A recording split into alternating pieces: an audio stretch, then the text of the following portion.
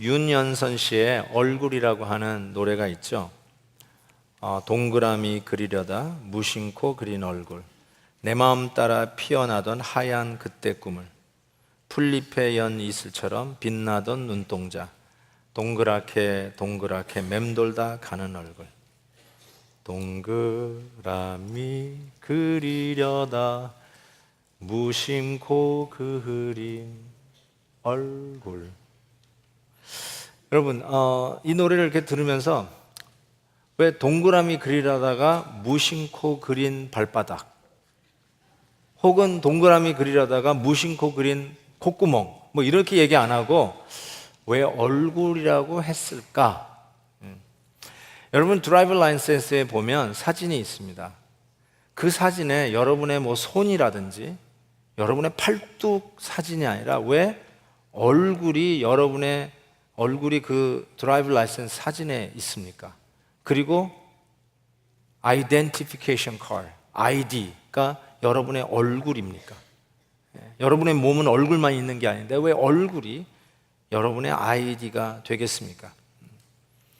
아이폰 가지신 분들은 영상으로 서로 채팅할 수 있는 기능이 있어요.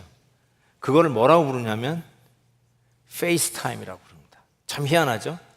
hand time, leg time, abdominal time이 아니라 뭐예요?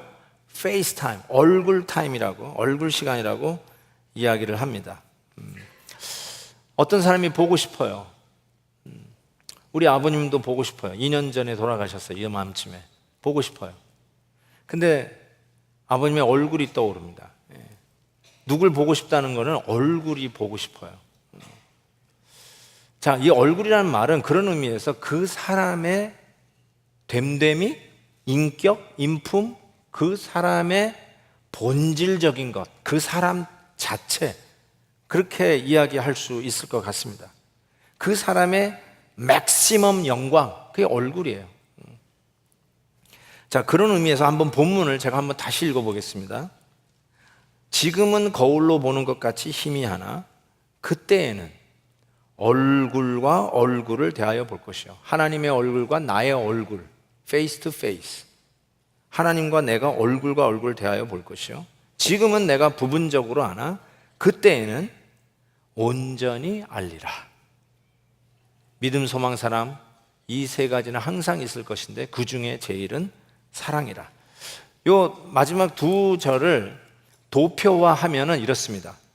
얼굴 얘기가 나오고요, 그 얼굴과 얼굴을 대하여 보는 게 뭔가 온전히 안다는 뜻이고요, 결국 이 온전히 안다는 게 뭔가 이 사랑장은 마지막에 그 중에 제일은 사랑이라, 사랑으로 결론을 내는 것을 보게 됩니다. 그래서 이 세 가지, 얼굴, 온전히 안다, 그리고 사랑, 이 세 가지를 한번 정리해 보겠습니다. 첫 번째로 얼굴. 제가 이거를 얼굴 신학, Theology of God's Face 이렇게 이야기를 했는데요. 왜냐하면 성경을 보면 하나님의 얼굴을 구하는 기도와 시인들의 간청이 참 많이 나와 있어요. 예를 들면 여호와의 선에 오를 자 누구며 여호와께 복을 받을 자, 구원을 받을 자 누구인가? 답을 이렇게 썼어요. 야곱의 하나님의 얼굴을 구하는 자다, 이렇게 얘기했어요. 조금 있다가 이 부분을 더 설명할게요. 시편 27편, 내가 주의 얼굴을 찾으리이다. 시편 31편, 주의 얼굴을 주의 종에게 비추시고 주의 인자하심으로 나를 구원한. 얼굴 보는 게 구원이에요. 또 시편 102편에 보면 나의 괴로운 날에 주의 얼굴을 내게 숨기지 마소서. 이 괴로운 날을 해방시키고 구원해 주실 것도 주의 얼굴을 보는 날이에요. 119편, 주의 얼굴로 주의 종에게 비추시고 주의 윤례로 나를 가르치소서. 주의 얼굴을 비추시는 게 나에게는 생명과 같은 일이라고 이야기하고 있죠. 주의 얼굴을 내게 숨기지 말라고 시인들이 계속 이야기합니다. 그런데 여러분, 왜 이렇게 하나님의 얼굴을 구하는데 모세도 하나님의 얼굴을 구했어요. 출애굽기 33편 보면 모세가 이르되 원하건대 주의 영광을 내게 보이소서. 얼굴이 아니라 영광이라고 그랬는데 하나님이 여기에 대한 답을 이렇게 했어요. 네가 내 얼굴을 보지 못하리라. 영광을 보여달라고 그랬더니 얼굴을 못 본다는 거예요. 얼굴과 영광이 동의어예요. 하나님의 영광. 아까 제가 얼굴이 우리의 됨됨이, 인격, 나의 본질, 맥시마이즈된 나의 나됨의 영광 이렇게 얘기했는데 여기서도 그렇게 얘기하고 있죠. 하나님의 영광이 하나님의 얼굴이에요. 근데 이렇게 얘기했어요. 다 얼굴을 보고 싶고 얼굴이 구원이고 얼굴이 문제의 해결의 길인데 여기서 얼굴을 보여달라고 그랬더니 넌 날 보면 죽는다. 날 보고 살 자가 없다. 하나님 이렇게 얘기하셨어요. 그래서 바위틈에 숨기시고 등만 보여주셨어요. 얼굴을 보이지 못하게 하셨습니다. 이게 무슨 뜻일까요? 왜 얼굴을 보면 죽을까요? 여러분, 여러분이 저에게 뭐 잘못을 한 게 만약에 있다면 아마 제 얼굴을 못 볼걸요. 제가 딱 나타났을 때 낯을 피할 겁니다. 사람끼리도 서로 잘못했으면 그 앞에서 당당할 수가 없어요. 그래서 얼굴을, 눈도 못 마주쳐요. 얼굴을 못 봐요. 하물며 우리 죄인들이 거룩한 하나님 앞에서 얼굴을 맛본다고요? 있을 수 없는 일이죠. 그래서 죄의 문제를 해결하지 않고는 절대로 하나님의 얼굴을 볼 수가 없어요. 페이스 투 페이스, 얼굴과 얼굴 볼 길이 없어요. 그런데 여러분, 야곱이 하나님의 얼굴을 본 적이 있어요. 창세기 32장에 그 글이 나오는데 야곱이 그곳 이름을 브니엘이라 하였으니, 왜 브니엘인가? 내가 하나님과 대면하여 보았으나, 얼굴 본 거예요. 대면. 그런데 내 생명이 죽지 않고 보존되었다 합니다. 야곱이 안 죽었어요. 하나님 얼굴 보았는데. 그 약복 나루트에서 씨름할 때 하나님과 씨름한 거거든요. 그래서 너 이름을 야곱이 아니라 이제 이스라엘이라고 하는 이름을 주셨잖아요. 그런데 그때 그가 하나님의 얼굴을 보았는데 죽지 않고 보존되었다 해서 그 지역을 브니엘이다 라고 이렇게 명명을 했던 것입니다. 야곱이 어떻게 해서 살았을까? 하나님의 얼굴을 보고도. 그리고 왜 우리는 하나님의 얼굴을 보면 죽는데 왜 우리는 하나님의 얼굴을 그토록 보고 싶어 할까? Open the eyes of my heart, Lord. Open the eyes of my heart. I want to see you. 내 마음의 문을 열어주셔서 당신 보기를 원합니다. 우리 이런 찬송도 부르잖아요. 하나님의 얼굴을 왜 이렇게 보고 싶어 할까? 여러분, 아담과 하와가 죄를 짓고 나서 여호와의 낯을 피하여 달아났습니다. 낯을 피하여, 하나님의 얼굴을 피하여 달아났어요. 죄인들은 하나님의 낯을 볼 수가 없어요. 틀림없습니다. 그 상황을 어떻게 본문에서 표현하냐면 이렇게 얘기해요. 지금은 거울로 보는 것 같이 희미하다 이렇게 표현합니다. 이 왜 희미하냐면 죄로 인해서 가려진 거예요. 거울은 요즘 보는 거울하고 좀 달랐던 것 같아요. 2000년 전 거울, 우리가 보는 거울이 언제부터 나왔는지 잘 모르겠지만 2000년 전의 거울은 우리가 지금 보는 거하고 똑같지 않았어요. 다른 번역에 보면 대리석으로 보는 것 같이 희미하다 이렇게 번역된 것도 있어요. 그 정도로 이게 희미한 거예요. 베일에 쌓여져 있는 거예요. 우리가 아무리 봐도 베일에 쌓여져 있다는 거예요. 죄로 가려져 있어서 진짜 본체의 모습, 에센셜한 본질을 못 본다는 거예요. 완전히 크리스털 클리어하게 투명한 영광을 볼 수가 없도록 희미하게 가려져 있다라고 이야기합니다. 그 가려져 있다는 이 희미함을 원어로 보니까 이렇게 돼 있어요. 아이니그마타 이렇게 돼요. 아이니그마타 이렇게 돼 있는데 여기서 나온 영어 단어가 에니그마예요. 에니그마가 수수께끼예요. 지금은 거울로 보는 것 같이 희미하다는 말은 우리가 수수께끼와 같은 존재라는 거예요. 실은 우리를 아무리 들여다봐도 희미해요. 잘 보이지가 않아요. 나도 몰라요. 넌 도대체 누구냐? 아는 것 같았는데 나중에 뒤통수 칠 때마다 넌 도대체 누구냐? 난 너를 모르겠다. 이런 말을 우리가 하잖아요. 근데 남도 모르는 것만 아니라 나도 나를 몰라.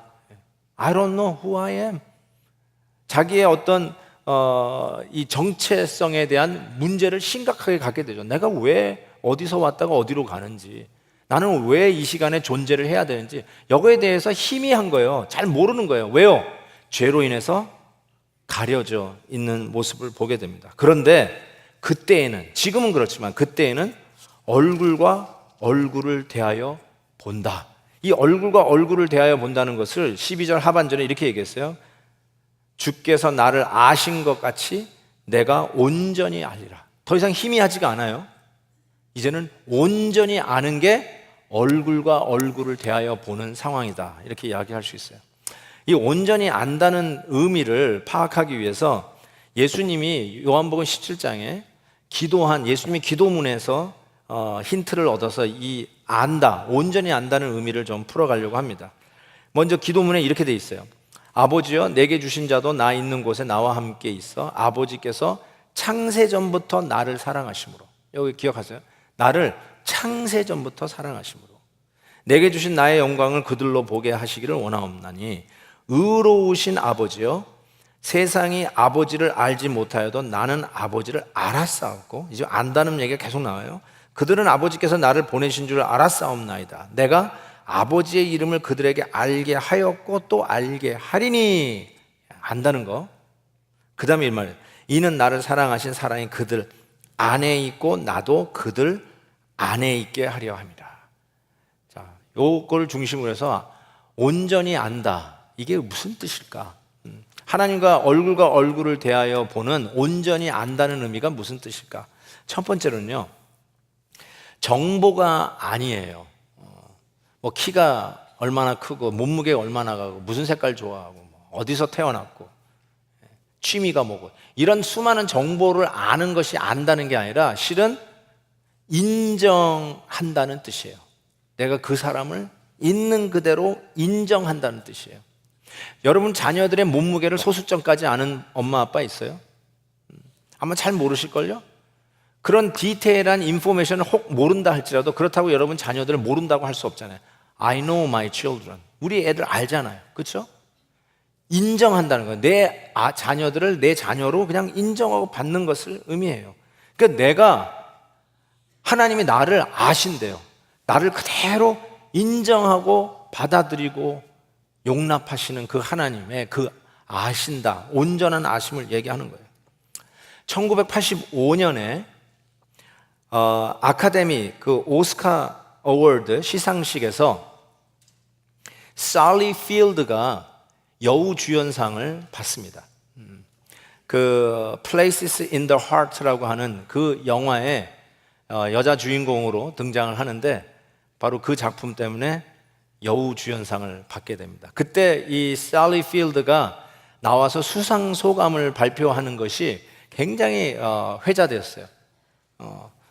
왜냐하면 그거를 본따 가지고 수많은 사람들이 자기가 또 시상을 받을 때마다 그게 뭐 스포츠 상이든지 에미 어워드 상이든지 아니면 무슨 하다못해 무슨 운동 경기에 나가서 받은 상이라든지 그 상을 받으면 이 살리 필드의 그 수상 소감을 본따서 얘기했어요. 그 오스카 트로피를 딱 들고 살리 필드가 이렇게 얘기했어요. 막 사람들이 그냥 그 나미네이션 쫙 한 6명 얘기하다가 그 중에 살리 필드 나오니까 쫙 나와가지고 이제 오스카 트로피를 딱 들고 소감하는데 이렇게 얘기했어요. You like me, you like me. I can't deny the fact that you like me, you like me. 그랬어요. 약간 썰렁한데, 야 자식아. 그 살리 필드가 이게 사석에서 그 인터뷰하는 그 얘기를 또 이렇게 영상에서 찾아서 봤어요. 봤더니 자기가 이런 얘기예요. 자기는 이런 얘기예요. 오소독스 배우가 아니래. 정통 배우가 아니라는 거예요. 우리 식으로 얘기하면 자기는 뭐 예를 들어서 이렇게 연기 수업을 했다거나 드라마 앤 티에터를 전공해가지고 원래 이런 배우가 되기 위해서 이렇게 차근차근 계단을 밟고 올라와가지고 연기한 사람이 아니라 우리 식으로 얘기하면 거리 캐스팅이 된 거예요. 거리 캐스팅이 돼가지고 들어왔는데 실은 이 살리 필드가 그 전에 여우주연상을 받았어요. 그런데 럭키다, 뭐 운이 좋다, 뭐 별로 그렇게 실력이 없는데 받았다 이런 얘기가 돌아다니는데 이 Place in the Heart라고 하는 영화에서 두 번째로 여우주연상을 받은 거예요. 그러니까 드디어 인정을 받은 거 아니에요. 그의 연기력이라든지 그 중요성을 인정받아가지고 거기에 모여있는 수많은 관객들이 recognize, 인정하는 거예요. 이제 배우로서 최고의 배우로 인정하는 거예요. 그래서 막 박수를 치니까 딱 들고 You like me, you like me 했다는 거예요. 제가 지난 주일에 한 달 안식월을 갖고 돌아와서 첫 설교를 했잖아요. 근데 2부 예배 때, 지금 이게 3부 예배죠. 2부 예배 때, 여러분 반갑습니다. 그랬더니 성도들이 막 박수를 치는 거야. 근데 3부 때는 전혀 박수 치는 사람이 없었는데 2부 때는 너무너무 성도들이 반가워가지고 막 박수를 치는 거예요. 너무 좋아가지고. 이렇게 얘기했는데도 박수 안 치는 이 3부 봐. You like me. You like me. 조금 느껴지세요? 막 관객들이 인정하는 거예요. 이제는 You are the best actress. 최고의 배우라고 인정하면서 박수를 치는 그 감각에서 드디어 내가 오소독스 정통 배우는 아닐지 모르지만 두 번째로 아카데미 여우주연상을 거머쥐면서 이제 사람들이 인정해주는 그 모습 속에 You like me, you like me. 이게 뭐라고요? 하나님이 여러분을 대하면서 얼굴과 얼굴을 대하면서 여러분을 안다라는 말이 뭐냐면 하나님이 나를 좋아하시는 걸 깨닫기 시작한 거예요. 하나님, you like me. 하나님, you like me. 이거요. 완전히 나를 나 그대로 받아주시는 하나님의 사랑. 이제 난 누구인 척할 필요가 없어요. 좀 더 잘해보려고 애를 쓰는 그런 게 아니라 나를 그대로 통째로 인정하시고 받아주시는 그 하나님 앞에서 you like me. 안다는 거는 정보가 아니라 나를 나 그대로 받아주시는 그 하나님의 인정을 얘기합니다. 두 번째로는 나를 온전히 안다는 말은 들러리가 아니라 내가 중심에 들어갔다는 뜻이에요. 안으로 쑥 들어왔다는 뜻이에요. 이 들러리라는 말이 우리가 이제 결혼식 할 때 주인공은 신랑 신부죠. 주인공이 아닌 좀 비슷한 사람들을 들러리라고 불러요. 그렇죠? 들러리예요. 근데 여러분이 주인공을 빛내기 위한 들러리들이 아니라 여러분이 주인공들이라는 거예요. 여러분이 중앙에 들어왔다는 거예요. 그걸 어떻게 하냐면 사랑 안에 들어왔다. 온전히 안다는 거는 그들 안에 내가 있고 나도 그들 안에 있다. 그들 안에 있다. 여러분 누구든지 내 소리를 듣고 문을 열면 나는 그에게로 들어가 그로 더불어 먹고 그는 나로 더불어 먹으리라. 진정한 그 인격의 충만함은 그 안으로 들어가는 걸 얘기해요. Beating around the bush라는 말 쓰잖아요. 변두리에서 있는 게 아니라 정말로 안으로 들어가는 거예요. 저는 신앙생활의 묘미가 여기에 있다고 생각해요. 들러리 쓰지 마세요. 밖에 변두리에 있지 마세요. 안으로 깊숙이 들어오세요. 아유, 교회 생활 하다 보니까 막 이리 치이고 저리 치이고 오해도 받고 상처도 받더라. 제일 신앙생활 잘하는 방법은 그냥 변두리에 앉아서 저 뒤에 조용히 앉아서 예배 드리고는 바람과 함께 싹 사라지는 거. 이게 최고의 신앙생활이라고 속지 마세요. Don't ever do that. 여러분, 진정한 신앙의 묘미는 안으로 깊숙이 들어가는 거예요. You're in. 들어오세요. Don't stay outside. in. 들어오세요. 중앙에 들어오세요. 예수 그리스도와의 진정한 인격적인 만남과 신앙의 묘미도 내 안으로 들어오고 나는 그 안으로 들어가서 그 안에서 먹고 더불어 사는 것, 깊숙이 중앙으로 들어오는 것을 의미합니다. 여러분, 제가 26년 전에 나야가라 폭포를 봤어요. 제가 어떻게 기억하냐면 그때 제가 목사 고시를 보기 위해서 토론토로 가다가, 고시가 토론토에서 있었어요. 그래가지고 이 버팔로를 통해서 토론토를 가는데 나야가라 폭포를 구경하고 갔어요. 근데 여러분, 나야가라 폭포를 볼 때 그 폭포의 영광을, 폭포의 폭포다움을 즐기려면 폭포 안으로 들어가야 돼요. 폭포 안으로. 그래서 그냥 밖에서 그냥 폭포 떨어지는 그냥 물 한 개만 보는 거는 폭포를 봤다고 할 수 없어요. 물 한 개, 이건 폭포가 아니에요. 폭포의 영광을 보려면 안으로 들어가야 돼요. 그래서 배를 타고 전부 우비를 입어요. 우비를 입고 그 배가 폭포 가장 가까운 데까지 갑니다. 야, 이걸 못 봤구나. 이걸 전부 다 이게 무슨 딴소리 하고 있는 거라고 생각하시는데 진짜로 폭포 가까이까지 가요. 그러면 폭포가 정말 위에서 뚝뚝 떨어지는데 와, 그게 폭포예요. 그게 폭포의 영광을 하려면 폭포 안으로 들어가야 돼요. 안으로. 저 멀리서 물 한 개 떠오르는 것만 보고 폭포를 봤다고 할 수 없어요. 여러분, 신앙도 마찬가지예요. 안으로 들어가는 거예요. 안으로. 그래서 내가 더 이상 들놀이가 아니라 중심 무대에 서는 것 같은 느낌을 가져요. 여러분, 오해 마세요. 항상 사람들의 갈채를 받는 무대 위에 서라는 뜻이 아니라, 실은 신앙생활을 주님과 하다 보면 내가 들놀이가 아니라 신랑 만난 신부가 되는 느낌, 주인공이 된 느낌을 들어요. 여러분, 나 같은 별로 존재의 어떤 그 점찍기도 힘든 나 같은 사람이 하나님 앞에 기도했는데 하나님이 날씨를 바꿔주는 경험을 해본 적이 없나요?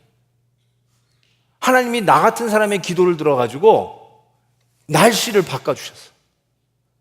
얼마나 감격스러운지 몰라요. 최근에 산불이 있었죠? 산불이 오는데 하나님, 지금 이제 막 우리 집으로 오고 있는 것 같은데 기도하는데 하나님이 내 기도를 들으셔서 바람의 방향을 바꾸시는 거 경험해 보신 적 없나요? 여러분, 그게 바로 내가 중앙 무대에 서는 기분이에요. 내가 신랑 앞에 서 있는 신부가 되는 기분. 신앙생활의 묘미가 밖에서 손님처럼 굴지 마시고 쑥 들어오라는 거예요. You're in. 내가 네 안에, 네가 내 안에 더불어 먹는 것. 이게 신앙생활의 묘미라는 거예요. 쑥 들어오라는 거예요. 그래서 내가 너를 안다라는 말은 그 뜻이에요. 너는 더 이상 들러리가 아니다. 신랑 만난 신부요, 중앙무대 주인공으로 선 자라는 거예요. 하나님이 그걸 가르쳐 주세요. 와, 내 기도를 들어주세요. 나 같은 사람의 기도를 들어주세요. 안다라는 말의 세 번째 그 의미는 이거라고 저는 생각합니다. 셀 수 없는 엄청난 가치가 있다라는 것이에요. 내가 누구냐? 어마어마한 가치가 있는 존재라는 걸 깨닫게 돼요. 이번에 종교개혁 500주년 기념 투어를 하면서 보너스로 영국에서는 대영제국 박물관을 방문했고요. 그 다음에 프랑스에서는 루블 박물관을 방문할 기회가 있었습니다. 근데 뭐 오래 있을 수는 없었고요. 그냥 명작품들만 잠깐 보고 나오는 그런 시간을 좀 내가지고 들어갔다 왔는데요. 대영제국 박물관 갔더니 그 이집트에서 온 미라들이 있더라고요. 있는 진짜 미라예요. 진짜 미라. 흉내낸 게 아니라 진짜 미라. 그런데 이렇게 얘기해요. 만지지 말래요. Don't touch. Do not touch. 그리고 이 플래시라이트를 터트리면서 사진을 못 찍게 하더라. 또 요번에 알게 된 거는 이 셀카봉을 가지고 찍으면 안 돼요. 이상하게 셀카봉을 가지고 다니면 그 안전 요원들이 달려와서 못 하게 해요. 왜 그러냐 그랬더니 이 셀카봉 이렇게 하다가 진품을 건드릴까 봐. 그래서 셀카봉은 못 쓰게 만들더라고요. 그리고 루블 박물관에서도 이 모나리자도 봤고요. 비너스 상도 조각품도 봤어요. 근데 한결같이 do not touch.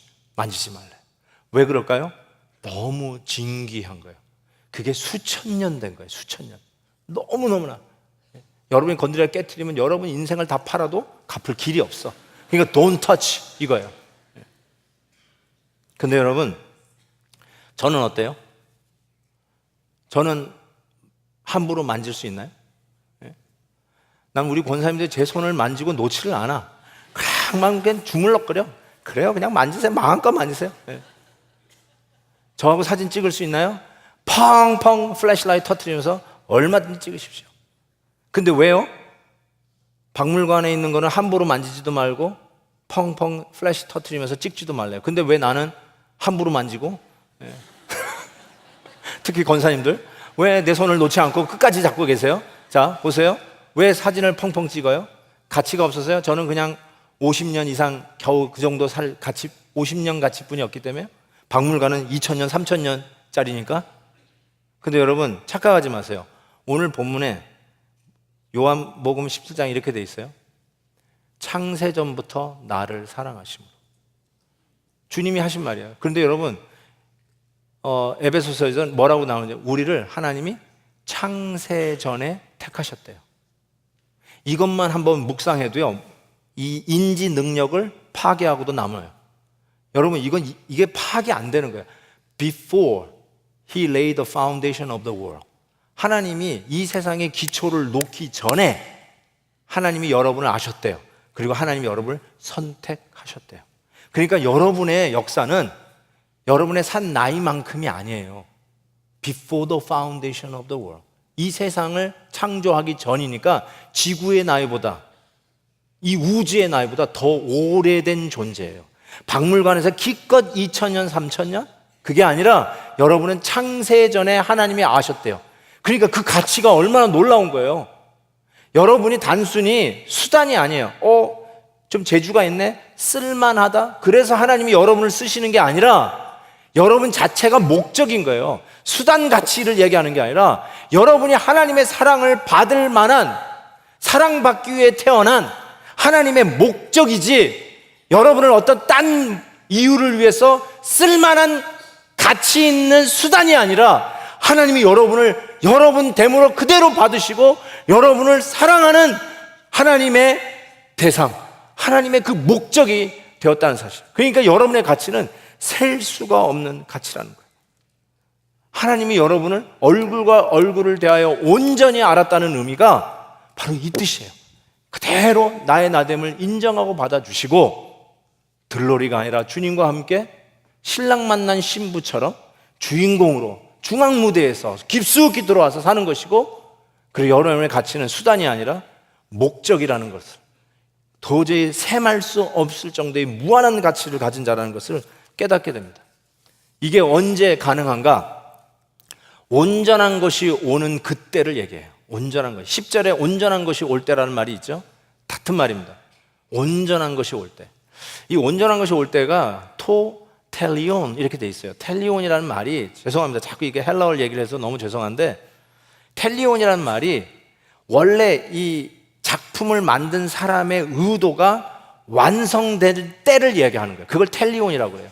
목적이 완성되어졌을 때, 원래 의도한 디자인이 완성되었을 때, 작품을 구상하다 했던 그 계획들이 이제 완벽한 작품으로 그 저자와 원래 오리지널 메이커의 의도대로 완성되었을 때 뭐라고 얘기하냐면 텔리온, 완성됐다고 해요. 그러니까 온전한 것이 올 때에 정말 우리가 하나님을 얼굴과 얼굴을 대하여 볼 것이요, 나의 모든 이 은혜 가운데 하나님이 나를 용납하시고 나의 모습을 그대로 받아주시는 거예요. 그게 언제일까요? 우리 천국이죠. 천국의 모습 아니겠어요? 우리 주님 다시 오실 때의 모습 아니겠어요? 그래서 이 말이 드디어, 가장 오해가 심한 말이 드디어 제대로 풀립니다. 가장 오해하기 쉬운 성경 구절이 이 구절이에요. 믿음, 소망 이 세 가지는 항상 있을 것인데 그 중에 제일은 사랑이라. 이거를요 상하 구조로 놔가지고 믿음, 소망, 사랑의 랭킹을 매겼다라고 생각하시는 분인데 아니에요. 이건 랭킹이 아니에요. 믿음, 소망보다 사랑이 1등이다, 그 뜻이 아니에요. 이거는 상하 구조가 아니라 수평 구조예요. 왜 수평 구조냐면 하나님의 linear time, 이 수평적 타임에서 천국까지 믿음도 소망도 사랑도 계속 가요. 근데 천국 들어가면 믿음과 소망은 더 이상 있을 필요가 없어요. 제가 지난주 말씀드렸죠? 천국 가면 지금은 부분적으로 이해하는 설교 말씀을 여러분이 때로는 지루하게 듣지만 천국 가면 설교 들을 필요가 없어요. 말씀 자체인 완벽한 로고스 대신에 예수 그리스도 계시잖아요.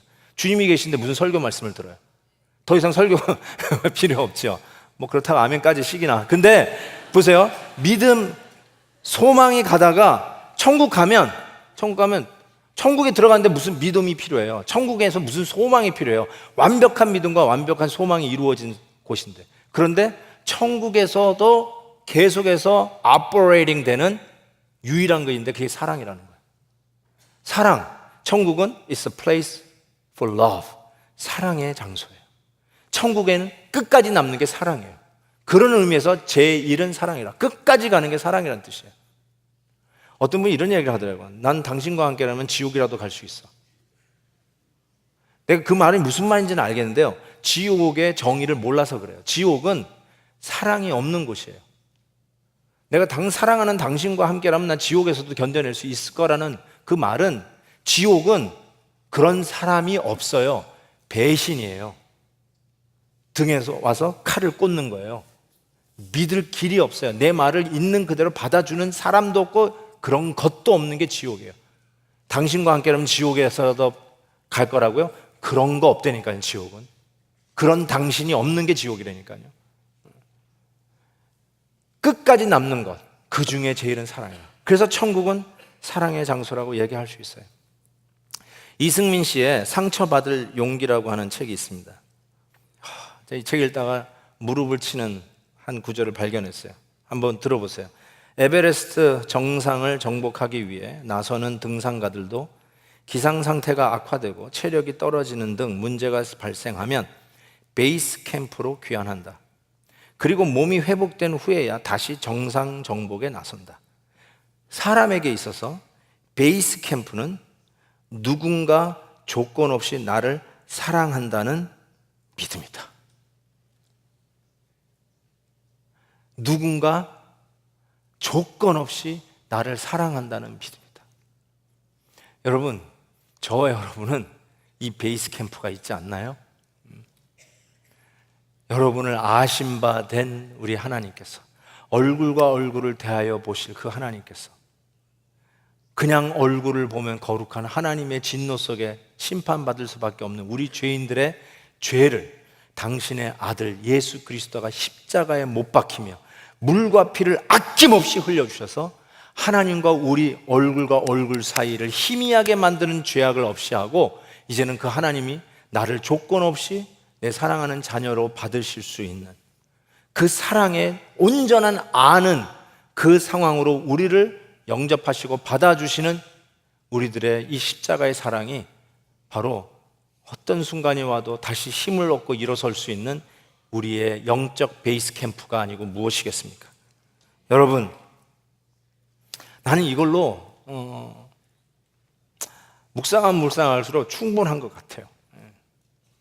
살다면 오해도 받고요, 억울할 때도 있고요, 변명하고 싶을 때도 상당히 많습니다. 근데 변명해도 되는 게 아닐 때가 참 많아요. 그래서 저는 나름대로 이런 생각을 하면서 목회를 해왔어요. 그게 뭐냐면, 오해를 받더라도 내가 나중에 하나님 앞에 서서 얘기할 기회, 변명할 기회가 있을 것이다 라는 생각을 하면서 위로를 얻었어요. 조금 더 약간 좀 유치하게 얘기하면, 내가 아무리 억울해도 나 가서 하나님 앞에 읽을 거야. 난 그게 얼마나 위로가 됐는지 몰라요. 난 다 읽을 거야. 하나님 앞에 가가지고, 하나님 아버지, 그 있죠? 목회할 때 그 깐깐한 그 긴 집사가요, 맨날 나를 그렇게 힘들게 하고 그랬는데요, 어떻게 이럴 수 있습니까? 그래서 가서 읽을 거야 막 이런 식으로 하면 위로가 됐어요. 근데 이번에 사랑교환곡을 묵상하면서 내가 받은 사랑이 이런 사랑이잖아요. 나의 베이스 캠프가 있잖아요. 절대로 좌절이거나 절망할 필요가 없는 베이스 캠프가 있잖아요. 아니, 예수 그리스도의 사랑을 받은 자인데, 당신의 독생자를 십자가에 못 박기까지 하면서 나를 구원해내신 이 하나님의 사랑을 전폭적으로 받았는데, 그 사랑 받았다는 걸 확인하는 게 내 변명이죠. 더 이상 변명할 이유가 없잖아요. 이 사랑을 확인하는데 하나님 앞에 가가지고 소위 고자질을 할까? 하나님 앞에 가가지고 얘는 저랬어요, 쟤는 저랬어요, 이런 얘기를 할까? 그럴 필요가 더 이상 없더라고요. 이 사랑을 받은 게 나라는 걸 알면 그 나라에 가가지고 이 얘기 저 얘기 하면서 억울한 얘기 안 해도 충분한, 하나님의 사랑 받은 걸로 충분한 사람이 될 것 같아요. 그래서 아까 그 이승민 씨의 책 제목이 맞는 말 같아요. 상처받을 용기. 상처받는 게 두렵지가 않아. 맨날 신앙생활 할 때 상처받을까 봐 두려워서 주위에 맴도는, 안으로 들어오지 못하고 밖에 서성거리는 성도들이 참 많이 있어요. 제가 이해를 못하는 건 아니에요. 얼마나 힘드셨으면 깊숙이 못 들어올까. 들어왔다가 상처받고 튀어나가고, 들어와서 수많은 갈등 속에서 아유 안 되겠다, 그냥 밖에서 조용히 살자, 그래가지고 그냥 밖에 서성거리는 신앙생활. 상처받을까 봐, 다치는 게 무서워서. 그런데 오늘 이 책을 좀 읽으세요. 상처받을 용기. 이 상처받을 용기, a courage to be hurt, courage to be vulnerable. 이 용기를 어디서 얻을 수 있을까? 내가 어마어마한 사랑을 받은 주인공이잖아요. 내가 이 사랑을 전폭적으로 받고 나의 모습 이대로를 인정하고 받아주시는 하나님 아버지의 사랑이 나에게 지금 쏟아 부어졌잖아요. 여러분, 뭘 더 증명하려고 그러셨어요? 무슨 오해요? 무슨 상처요? 여러분을 구원해내시기 위해서 죄 없으신 주님이 십자가에서 끔찍하게 물과 피를 다 흘려주셔야 구원받는 저와 여러분이에요. 뭘 더 증명하려고 그러세요? 우리가 그렇게 흉측한 죄인이야. 하나님을 못 박아야 사는 죄인인데 뭘 더 나는 괜찮은 인간인 걸 뭘 증명하려고 그렇게 힘드세요? 무슨 상처요? 뭐가 그렇게 무서우세요? Go in! 중앙으로 들어가세요. 깊숙이 들어오세요. 변두리에서 상처받을까봐 그렇게 서성거리지 마세요. 상처받을 용기를 가지고 깊이 들어오세요. 오해하면 어때요? 맞아요. 죄인인데 어때요? 이런 죄인 살리기 위해서 주님이 십자가 지셨는데 Who cares? 그런 마음을 가지고 깊숙이 들어오세요.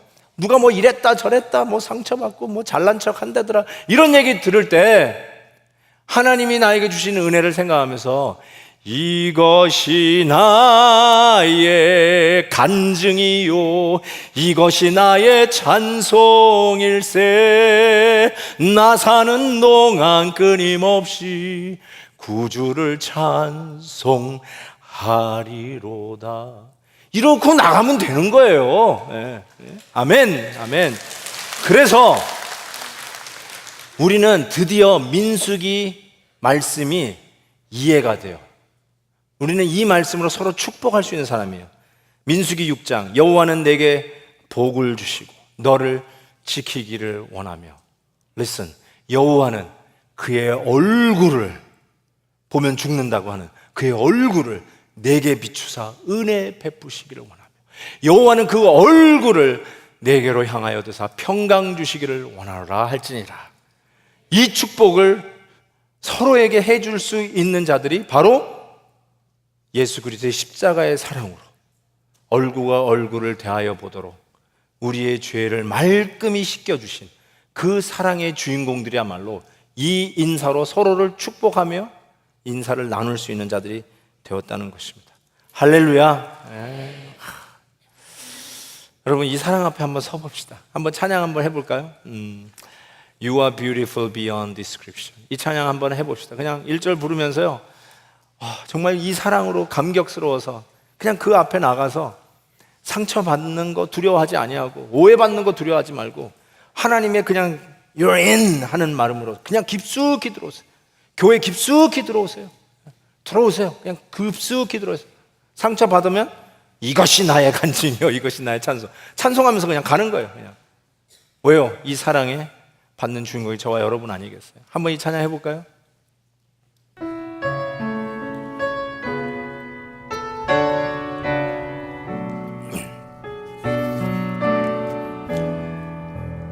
영어가 편한 분은 영어로, 한국말로 하시면 한국말. 아름답고 놀라운 주 예수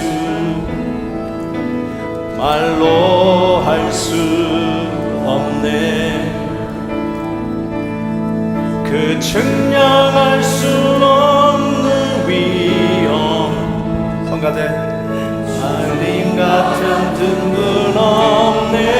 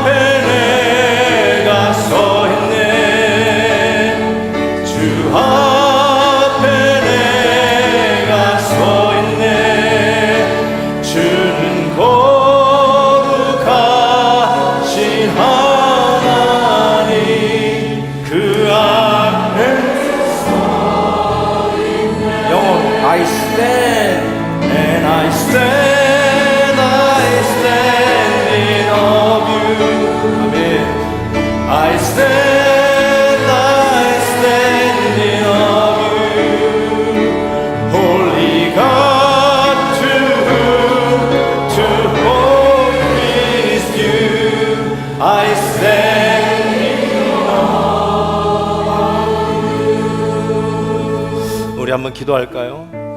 정말 우리는 엄청난 큰 큰 에베레스트 마운트 같이 큰 사랑의 산 앞에 서 있어요. I stand in the awe of you. 감격, 그 위엄 도저히 잴 수도 없고 그 위대함을 어떻게 감당할 수 없는, 표현이 안 되는 하나님의 엄청난 사랑, 그 큰 사랑 앞에 서 있어요. 하나님이 나를 그렇게 사랑하시대.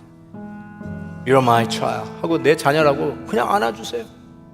무조건적인 사랑, 나를 나 그대로 그냥 인정하고 받아주시는 그 사랑. 우리의 베이스 캠프 있잖아요. 그 베이스 캠프에서 힘 얻어서 다시 일어나시면 돼요. 실망하셨나요? 상처받으셨어요? 다시 베이스 캠프 가시면 돼요.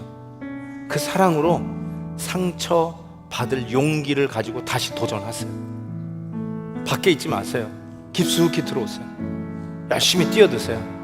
주의 일 하는 주인공처럼 뛰세요. 팔 걷어붙이고 주의 일에 뛰어드세요. Dive into God. 하나님 앞에 뛰어드세요. 상처라고요? 아니요. 하나님의 놀라운 영광이 여러분에게 있을 거예요.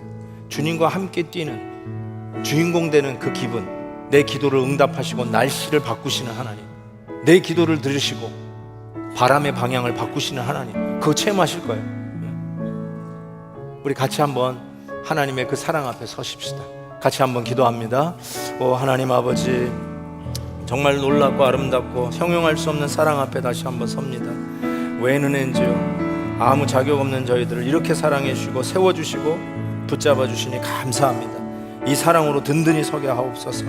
다시 실망하고 주저앉아 버리고 포기했던 나의 모든 삶들 다시 한번 이 사랑 앞에서 힘을 얻고 우리의 영적 베이스 캠프로 돌아가 하나님의 사랑으로 충전받게 하시고 상처받을 용기 갖고 다시 뛰어들게 해 주옵소서.